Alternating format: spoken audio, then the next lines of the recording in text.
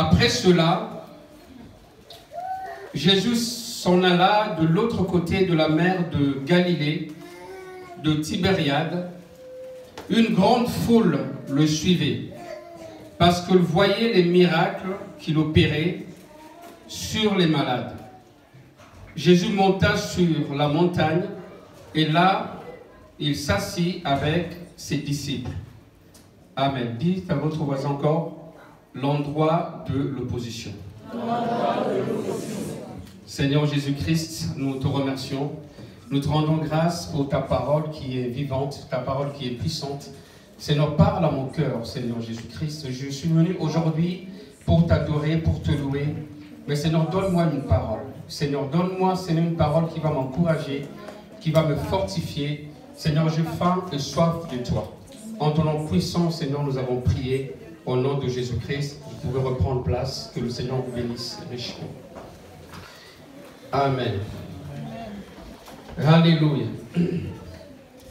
Alors, c'était le moment où Jésus-Christ voulait aller à Galilée avec ses disciples.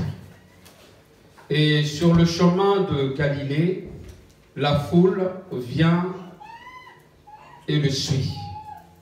La foule. Jésus-Christ a fait des miracles, Jésus-Christ a prêché, Jésus-Christ a enseigné. Les gens étaient bouleversés. Les docteurs de la loi étaient bouleversés. Parce qu'ils étaient tellement ancrés, fondés dans la loi de Moïse. Et d'un seul coup, Jésus-Christ vient et il change tout. Aime ton ennemi. Fais du bien à la personne qui te fait du mal. Jésus-Christ a tout changé. Jésus-Christ est venu pour apporter ce rafraîchissement qui manquait. Cette liberté qui manquait. Es-tu libre aujourd'hui? Es-tu libre de faire un choix pour marcher avec Jésus-Christ? Que personne t'empêche, que personne te bloque. Tu dois faire ton expérience avec Jésus-Christ. Je remercie le Seigneur pour ma mère qui m'a amené à l'église. Je remercie le Seigneur pour mon père qui m'a amené à l'église. Je remercie le Seigneur pour cet ami qui m'a amené à l'église, pour mon fils qui m'a amené à l'église. Mais ta relation ne doit pas s'arrêter là. Tu dois chercher celui qui sauve, celui qui guérit, celui qui va conduire ta vie jusqu'à ce que lui-même va revenir. Tu dois avoir une expérience personnelle avec Jésus-Christ. Dans cette église, nous prêchons la puissance de Dieu. Nous prêchons la mort de Jésus-Christ. Nous prêchons l'ensevelissement de Jésus-Christ. Et nous prêchons la résurrection de Jésus-Christ. Alléluia.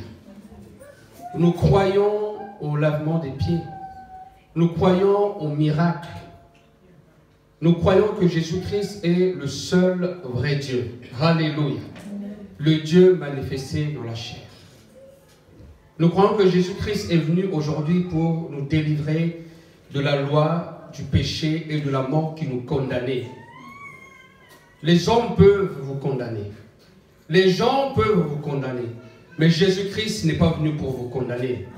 Jésus-Christ est venu pour vous libérer. Vous libérer de ce que la famille pense de vous. Vous libérer de ce que les hommes pensent de vous. Vous libérer des liens. Cette génération, cette nouvelle génération va changer le monde. Cette nouvelle génération va bouleverser la famille. Qui veut bouleverser sa famille aujourd'hui? Alléluia. Dis Seigneur, utilise-moi. Alléluia. Seigneur, ouvre-moi d'une onction spéciale. Quand je vais ouvrir ma bouche, alléluia, que les choses changent. Nous ne sommes pas de religieux. Nous avons une expérience avec Jésus-Christ. Les disciples étaient fatigués de la religion. Ils étaient tellement fatigués. Mais après la chambre haute, alléluia, c'était le rafraîchissement. Les gens qui voulaient les empêcher de prêcher au nom de Jésus-Christ ne pouvaient rien faire contre les disciples. La prison, le fouet, tout ce que vous voulez. Pourquoi? Parce qu'ils avaient eu une expérience avec Jésus-Christ. Et la question que j'aimerais vous poser aujourd'hui, avez-vous un témoignage ou seulement un poste? Je suis pasteur. Est-ce que j'ai un témoignage avec Jésus-Christ? Avez-vous un témoignage ou seulement un titre? Tu es chantre, mais est-ce que tu as une expérience avec Jésus-Christ? Est-ce que quand tu es seul, tu obéis à la voix de Dieu? Quand le Saint-Esprit te parle pour façonner ta vie, est-ce que tu obéis à la voix de Dieu? Quand le pasteur ne te regarde pas, est-ce que tu obéis à la voix de Dieu? Quand ton frère, ton mari, ta femme n'est pas là, est-ce que tu obéis à la voix du Saint-Esprit qui te parle? Parce que Dieu a une destinée pour toi. Et pour que cette destinée-là soit possible, il va falloir que tu puisses commencer dès aujourd'hui à obéir quand le Saint-Esprit parle. Parce que le Saint-Esprit vient pour enlever certaines choses, alléluia, et te remplir de ses richesses. Si tu ne peux pas enlever ce que le vieil homme essaye toujours de te tirer vers le bas, le Seigneur ne pourra pas t'amener plus loin. Le Seigneur ne pourra pas t'utiliser. Et aujourd'hui, je vais me disposer du Seigneur, enlève tout ce qui n'est pas de toi. La parole, c'est un marteau. La parole est comparée au sel du miel. C'est comme le miel. Mais la parole nous fait du bien. Quand la parole est proclamée, quand la parole est prophétisée, c'est pour que nous puissions changer. Le changement ne vient pas très facilement. Il y a toujours un combat. Il y a toujours une lutte. Mais aujourd'hui, je vais déclarer, alléluia, je vais triompher. Tu dois triompher. Tu ne dois pas t'écrouler. Triomphe par la foi. Triomphe parce qu'aujourd'hui, Jésus-Christ nous a dotés de cette puissance. Ta foi est plus que tout. On peut toucher ta maison. On peut toucher tes voitures. On peut toucher tout ce que vous voulez, tes entreprises. Mais qu'on ne touche pas ta foi. Parce que si tu as la foi, tu as Jésus-Christ. Et si tu as Jésus-Christ, alléluia, amen, tu as toutes les richesses. D'abord Jésus-Christ et les richesses après. Les choses de ce monde après. Il est le rémunérateur de notre foi. Mettez Jésus-Christ en premier dans votre vie. Marchez avec lui. Ne l'abandonnez pas. Alléluia. Votre promesse que Dieu vous a donnée va se réaliser. Le fait que Jésus avait toujours la foule derrière lui, parce qu'il avait quelque chose à leur donner. Jésus-Christ avait quelque chose à leur donner. C'est pour cela que les gens suivaient Jésus-Christ. On peut dire, non, peut-être c'était par intérêt, parce que Jésus-Christ faisait des miracles, mais néanmoins, ils suivaient Jésus-Christ. Parce qu'il avait quelque chose à leur donner. Et Jésus-Christ nous a donné cette puissance. Jésus-Christ nous a donné sa parole. Alléluia.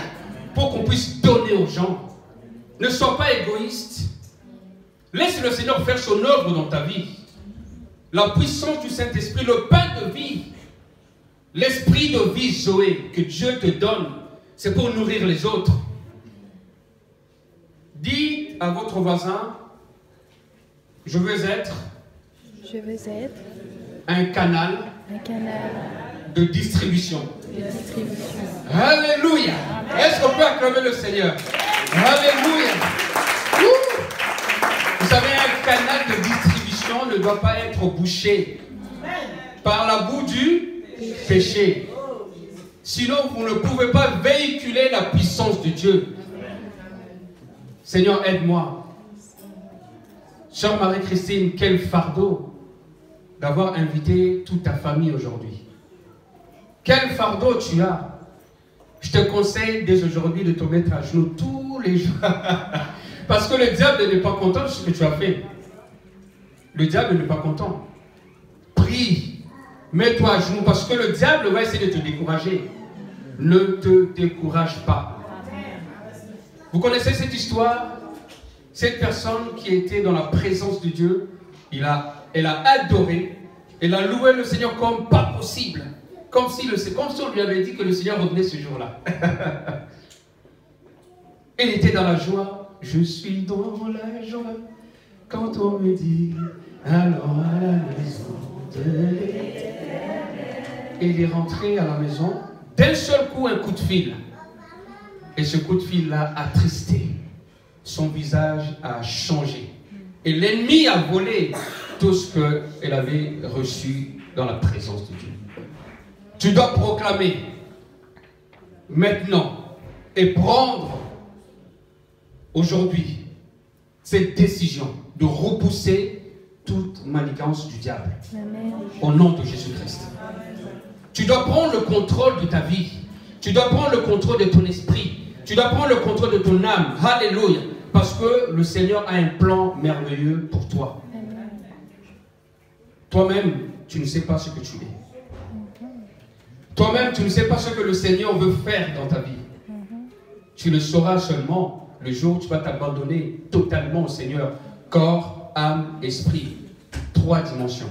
Corps, âme, esprit. Seigneur, je m'abandonne à toi totalement. Ne vous sous-estimez pas. Ne dites pas, je ne suis pas capable de faire comme lui, comme elle. Pierre n'était pas instruit comme Paul, mais Jésus-Christ l'a appelé. Il a affermi ses frères. Paul, l'homme le plus instruit, c'est lui qui persécutait les chrétiens.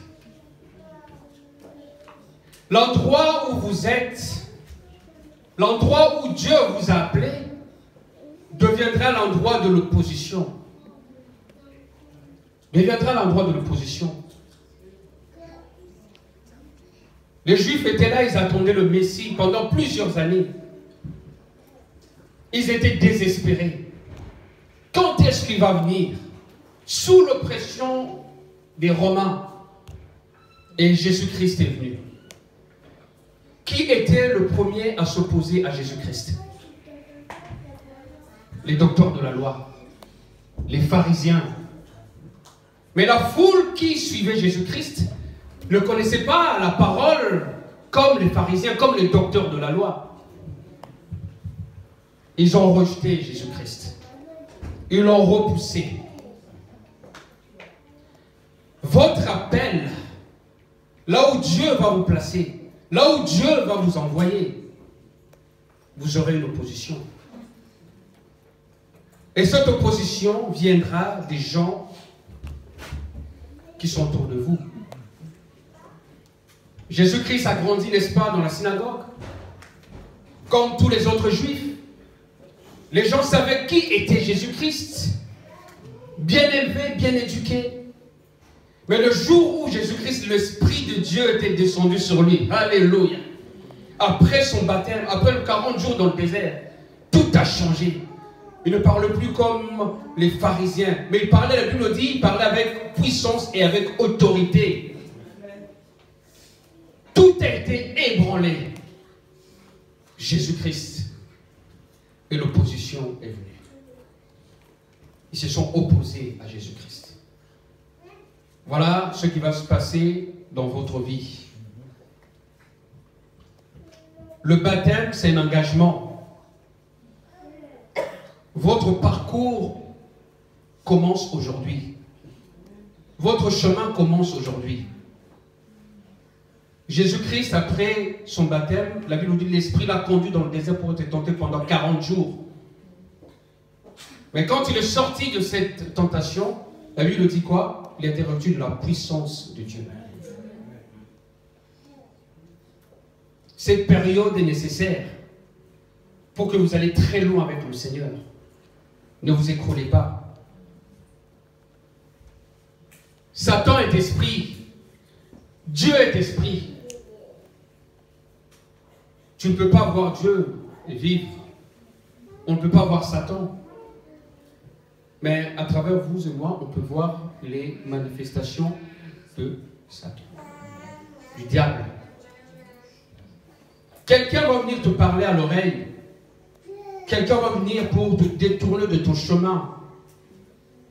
Tu dois repousser. Qu'est-ce que Jésus-Christ avait dit à Pierre? Arrière de moi, Satan. Il a dit à qui? À Pierre. Et Pierre n'est pas n'importe qui. Hein. Pierre n'est pas un païen qui ne connaissait pas la parole de Dieu. Non. Pierre connaissait la loi. Arrière de moi, Satan. Parce que Jésus-Christ avait une mission à accomplir. Et vous aussi, vous avez une mission à accomplir. Ta mission sera différente de la mienne. Mais l'objectif final, c'est la même chose. Gagner les âmes perdues. Amen. Gagner les âmes perdues.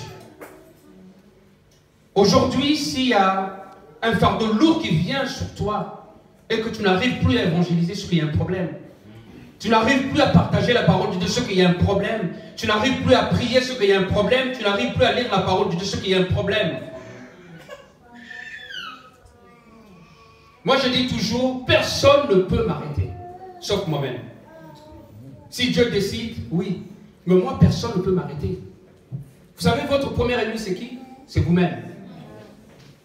C'est la chair. Le diable, Jésus-Christ l'a vaincu sur la croix du Calvaire il y a plus de 2000 ans maintenant. Il n'a pas de pouvoir sur nous et il n'a pas de pouvoir sur l'Église. Parce que l'Église est triomphante, parce que l'Église est glorieuse, rachetée par le sang de Jésus. Alléluia! Alléluia! Et la mort n'a pas de pouvoir sur nous. Jésus-Christ l'a vaincu sur la croix du Calvaire. Laissez le diable tranquille là où il est.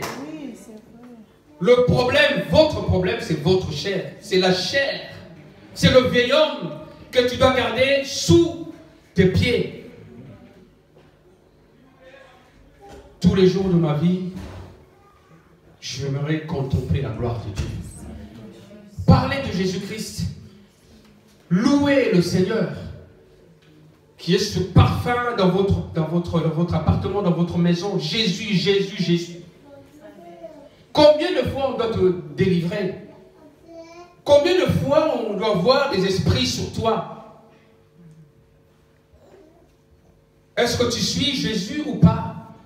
Est-ce que tu as mangé ce pain de vie ou pas? Est-ce que tu as goûté à la parole de Dieu qui délivre? Parce que la parole délivre. Alléluia. Je ne savais pas, maintenant je le sais. Acte 4.12, les cuiseurs, il y a du salut en aucun autre nom.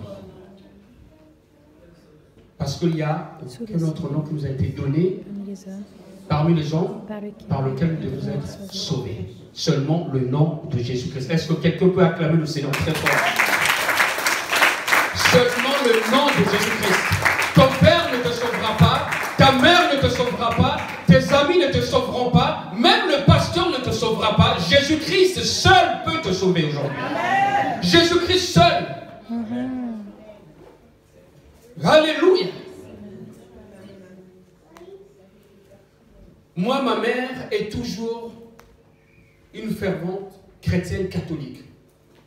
Mon père était, écoutez bien le titre, était le président des intellectuels de l'Église catholique. Le président des intellectuels. Il maîtrisait la parole de Dieu. Mais il lui manquait une réelle expérience avec Jésus-Christ. Et je parlais avec mon père. Acte 2.38, mon père ne me connaissait pas. Ah bon? Repentez-vous et que chacun de vous soit baptisé au nom de Jésus-Christ pour le pardon de vos péchés et vous recevrez le don du Saint-Esprit. Repentez-vous, c'est quoi la repentance? Le président des intellectuels, il ne connaissait pas ce verset. Ma mère, vous l'avez entendu comment, quand elle parle, elle parle. Mais ma mère ne savait pas que le vrai baptême, il faut être plongé dans l'eau, comme ça. Tout ton corps, c'est une fille. Je meurs avec Jésus-Christ et quand le corps sort de l'eau, je suis ressuscité avec Christ. Par immersion. Ma mère ne savait pas ça. Et dernièrement, elle m'a dit, mon fils, il faut que je vienne dans ton église pour que pour que je corrige mon baptême. J'ai dit merci Seigneur. Alléluia. Notre Dieu est puissant. Notre Dieu est puissant. Il y avait toujours quelqu'un qui était à la recherche de Jésus-Christ. Certains sont venus de loin, d'autres sont venus de près. Et ils cherchaient Jésus-Christ. Pourquoi ils cherchaient Jésus-Christ? J'ai dit ça tout à l'heure parce qu'il avait quelque chose à leur donner. Est-ce que les gens viennent vous chercher? Est-ce que les gens viennent vous chercher parce que vous avez quelque chose à leur donner? Ou bien disent non, ben, avec lui, avec elle, à chaque fois, il y a toujours des problèmes. Vous êtes chrétien, et vous êtes chrétien, les gens ont peur de vous. Parce qu'on ne peut pas parler avec vous. On commence bien, on finit mal. Même si j'applique toute la diplomatie biblique, ça ne marche pas. Vous savez, il y a aussi la diplomatie biblique qui existe. Mais Dieu n'aime pas trop ça. Pourquoi, quand on parle avec vous, il y a toujours des problèmes à la fin? Pourquoi? Pourquoi toi, tu n'arrives pas à demander pardon en premier? Pourquoi c'est l'autre qui doit le faire d'abord? Pourquoi pas toi? Moi, je ne comprends pas. Je ne comprends pas. Je dis, Seigneur, si le pardon est la puissance qui nous libère, si le pardon, c'est le message fondamental que tu nous as demandé de faire, je dois être le premier à le faire. Même si je ne comprends pas certaines choses. Je n'ai pas besoin d'avoir raison ou tort. Moi, tout ce que je sais, le pardon libère. Amen. Les chrétiens qui cherchent la raison, ce sont les chrétiens charnels. Est-ce que quelqu'un me comprend? Amen. Je vais me dire, je vais vous donner un exemple. Jésus-Christ, il avait toutes les raisons du monde. On l'a accusé à tort, il ne parlait pas, il n'a rien dit. Il a parlé seulement quand il est arrivé devant Hérode, Hérode lui a dit, tu ne sais pas que moi j'ai le pouvoir de vie et de mort. Jésus-Christ a regardé, non, tu n'as aucun pouvoir sur moi. Moi, je suis le Dieu manifesté dans la chair. Amen. Aucun pouvoir. Pourquoi? Pourquoi ton cœur est endurci? Pourquoi ton cœur est dur? Pourquoi? Pour quelle raison? Laissez-moi vous dire. Un chrétien qui ne travaille pas son cœur, c'est un chrétien qui travaille pour le diable. Est-ce que quelqu'un a compris? Amen. Non, j'ai pas eu beaucoup d'amen. Ton cœur doit changer. Si ton cœur ne change pas, si tu n'as pas un esprit de réconciliation sur Bethel, tu fais l'œuvre du diable.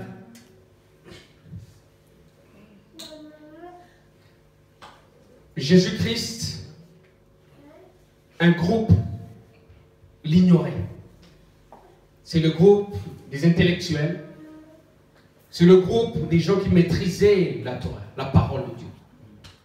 Mais il y avait un autre groupe qui suivait Jésus-Christ. Des gens simples, des gens très simples. Tout ce qu'ils avaient besoin, c'est de chercher quelque chose à manger. Ils avaient faim, c'est d'écouter la parole de Dieu. Ça leur faisait du bien. À un certain moment, les gens vont vous abandonner. Mais Dieu enverra toujours quelqu'un pour vous encourager. Amen. Ce que je vous dis, c'est ce qui s'est passé dans la vie de cette grande dame. Viens, je te surpris, je savais que tu allais. Dans la vie de cette grande dame. Cette grande dame a eu une expérience très très difficile dans sa vie. Il n'y a pas très longtemps, je ne vais pas donner les détails. Quand je dis très difficile. Elle était seule, abandonnée. Et à ce moment-là, Dieu a mis 2 familles sur son chemin. Je ne vous dirai pas les noms. Parce que je veux que Dieu seul soit glorifié. Amen. Et ces familles-là ont pris soin d'elle. Voyez-vous comment Dieu fait les choses? Il y a un groupe qui t'abandonne, il y a un autre groupe qui vient pour te reconforter. Est-ce qu'on peut acclamer Jésus-Christ? Alléluia! Alléluia! Alléluia! Alléluia. C'est pour cela, aujourd'hui, je voulais vous encourager. Ta marche avec Dieu ne dépend pas des circonstances, ne dépend pas des gens qui sont autour de vous. Dépend de ce que le Seigneur veut faire dans ta vie. Si Dieu a utilisé l'apôtre Paul pour que tu quittes une ville, pour aller évangéliser une autre ville, tu es dans la volonté de Dieu. Je me suis posé une question. Pourquoi Jésus-Christ voulait convaincre les gens qui étaient sceptiques, les gens qui ne voulaient pas l'écouter, qui étaient bornés avec la loi de Moïse? Pourquoi convaincre les gens où leurs cœurs sont fermés, alors qu'il y avait la foule qui suivait Jésus-Christ? Pourquoi aller convaincre cette minorité? Jésus-Christ pouvait dire non, il y a la foule, voyez la gloire, vous ne voulez pas de moi? Ben, regardez, j'ai la foule ici. Mais Jésus-Christ a insisté. Il a parlé au docteur de la loi. Vous êtes des hypocrites. Il a parlé de plein de choses. Détruisez ce temple et en 3 jours, je le reconstruirai. Plein de choses. Est-ce que vous savez pourquoi Jésus-Christ insistait pour convaincre les docteurs de la loi? Parce que parmi les docteurs de la loi, il y avait 2 personnes. 2 personnes que Dieu avait appelées. Que Dieu préparait pour fonder son église, Pascal. L'apôtre Paul, Saul de Tarse, était parmi ces personnes-là. Borné, très intelligent. Mais Jésus-Christ avait un plan pour lui. Il y avait un certain Nicodème, Jean chapitre 3. Nicodème était troublé par les enseignements du Maître, par les enseignements de Jésus-Christ. Il était tellement troublé. Alors, il dit, bon, moi, docteur, je m'habille comme les sœurs qui sont là, bien, en robe, propre, j'enseigne. Si les autres me voient aller écouter ce monsieur-là, ils vont dire, ben, qu'est-ce que je prends? Vous savez ce qu'il a fait, Nicodème? Il est parti la nuit et se cachait. Il était troublé. Maître, je suis troublé par tes enseignements. Il a fait une démarche personnelle. Il n'a pas regardé Caïphe. Il n'a pas regardé les gens qui l'entouraient. Il est parti seul. Parce qu'il avait un réel besoin. Seigneur, aide-moi. Aide-moi, Seigneur Jésus-Christ, à marcher avec toi, à ne pas regarder autour de moi. Alléluia. Nous allons lire dans Jean chapitre 3, cette histoire de Nicodème.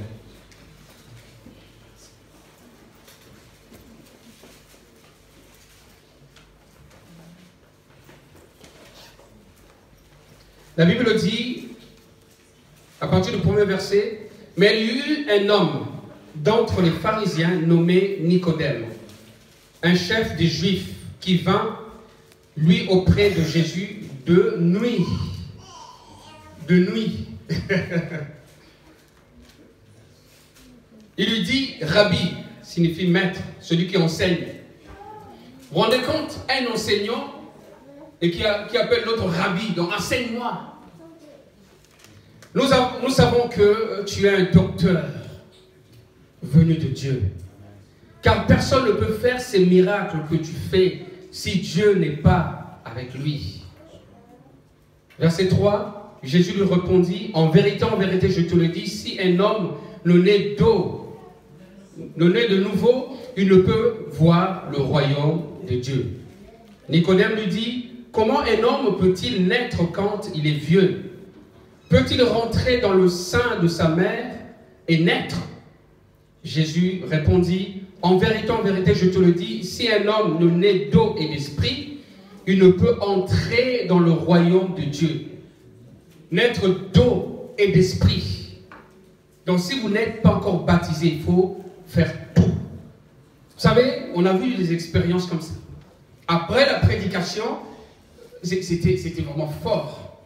Ce monsieur qui était derrière, il était bien habillé en costume propre, avec ses chaussures. Après la prédication, c'était tellement fort, ça bouillonnait. Vous savez, il est entré dans les eaux du baptême avec son costume et ses chaussures. Il a dit, pasteur, baptise-moi maintenant. Parce que si la trompette sonne, Jésus revient. Seigneur, je vais être sauvé. Le baptême, c'est un ordre, c'est un commandement. Les convictions viennent après. On va lire les versets. Ce qui est né de la chair est chair, et ce qui est né de l'esprit est esprit. Ne t'étonne pas que je t'ai dit, il faut que vous naissiez de nouveau. Alléluia. Lui, le docteur de la loi, ne comprenait pas. Qu'est-ce que je dois faire? Je dois retourner dans le sein de ma mère? Non, non, non. On te parle de cette nouvelle naissance spirituelle. Et aujourd'hui, ta vie va être changée. Au nom de Jésus-Christ. Amen. Je vais demander à nos trois sœurs de se lever, de venir ici devant. Je vais vous lire quelques versets, après on va prier pour elles. Je demande au service d'accueil déjà de préparer le baptistère.